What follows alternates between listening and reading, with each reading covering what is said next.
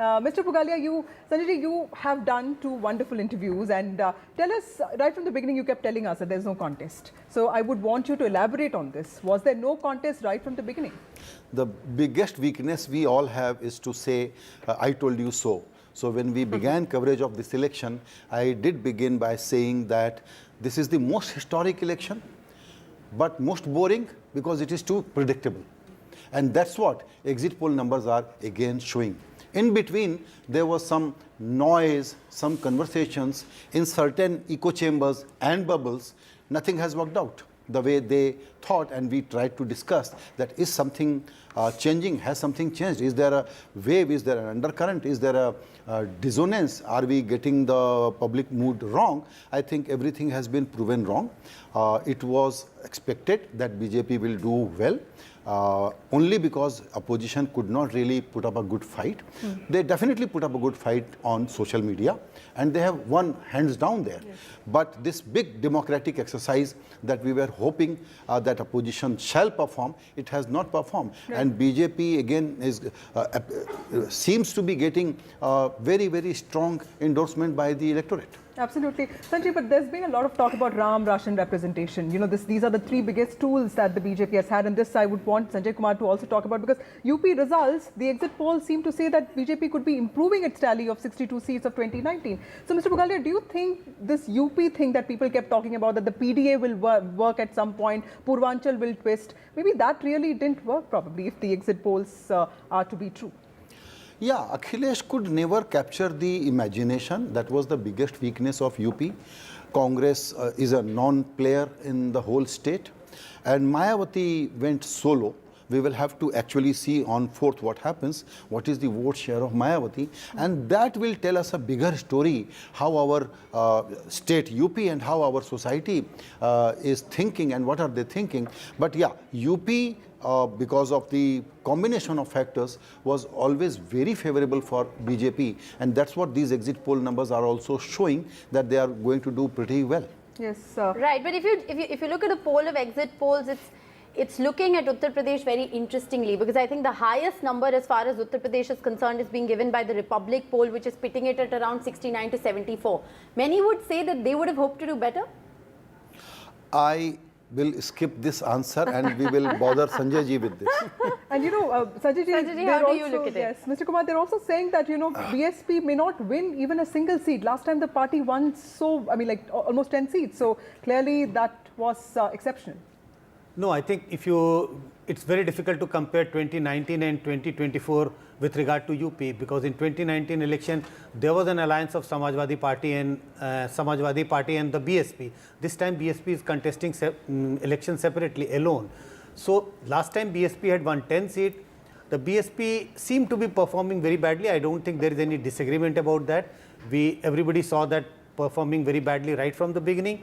So BSP, the indication is that BSP is not picking up any seat from UP. I am not surprised about that, but I would be surprised to see if BJP is reaching anywhere close to 69 or 70, which some of the polls are indicating.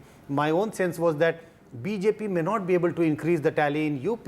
That was my sense. But at this moment, we have no choice but to at least go along with most of the exit poll, because most of the exit poll indicates BJP is improving the tally in UP.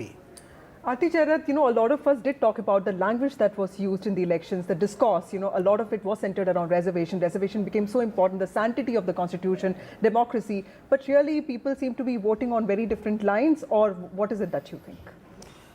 Well, you know, I mean, let's, you know, sort of put the health warnings in these yes, these are just polls. exit polls, yes. But yes, I mean, you know, there was this buzz that the opposition had managed to create a fear particularly amongst Dalits, yes, about the constitution being changed, the reservation policy being scrapped, and so on and so forth. So, I mean, if these numbers are correct, clearly that strategy did not work. And, you know, Dalits have voted, you know, maybe this whole thing of Modi or a sense of nationalism, you know, this whole caste divide and so on that we kept talking about in UP, that, you know, I mean, Akhilesh tried some new experiments and, you know, with caste and so on. And, maybe all that didn't work and it did not materialize. And, just like in 2019, there was a kind of overall nationalist, feeling which drove people to the, to vote the way they did. Maybe this time also there was that nationalist feeling, which was centered in Modi, right, in the whole image of, brand Modi. And, people have voted for that. Right. I want to just, I know the Uttar Pradesh numbers have just come in and, everyone's sort of obsessing about Uttar Pradesh. But I think one of the most interesting aspects, at least as far as these exit polls, Sanjay Pugalia, if you'd agree with me or not, is going to be Bengal. The fact that it was always neck and neck, even if you look at the vote share in 2019. And right now, what we are seeing as per the data that's coming in with a lot of health warnings is that the BJP is ahead of the TMC according to 3 polls. Wow. Yeah, that was the sense anecdotally also everyone got, and the people we spoke to were saying the same thing, that BJP will maintain or actually improve the tally.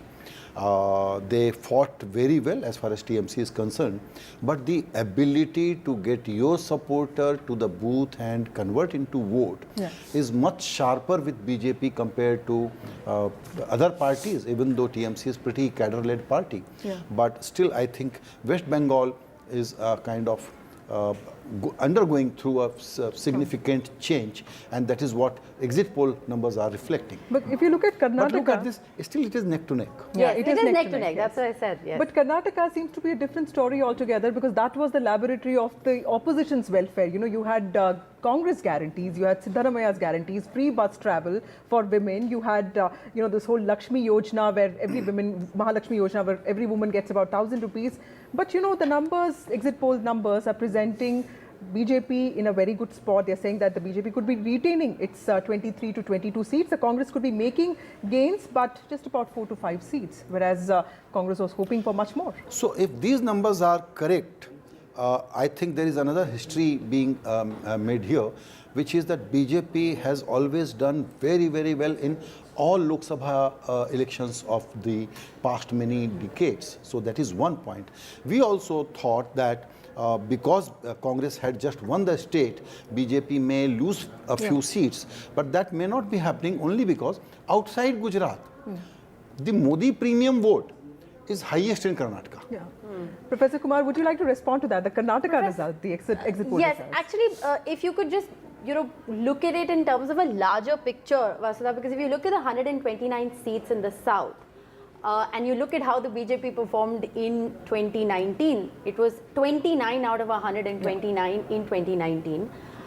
Given the fact that the BJP is now opening its account in 3 states, do you think that this very concerted south-focused strategy of the Prime Minister has actually paid in rich dividends, or do you think that this is again with a lot of health warnings right now, and you see the situation on the ground to be very different? I don't think I would put a lot of health warnings on these estimates. Okay. I think right from the beginning there was a sense that BJP is making a lot of effort to make inroads in the southern state, and except for Karnataka, where there were opinions, or I think shared belief that in Karnataka BJP would be losing. The exit poll indicate that they are not losing much in Karnataka. If they are losing only by a couple of seats.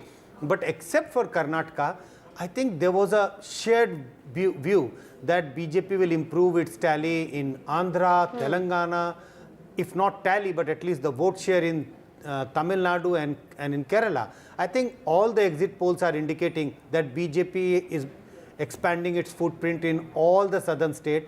We still don't know whether BJP will be losing in Karnataka compared to 2019, right, or BJP is improving. Improving very difficult because BJP had won 25 seats last time, and this time they are contesting only 25.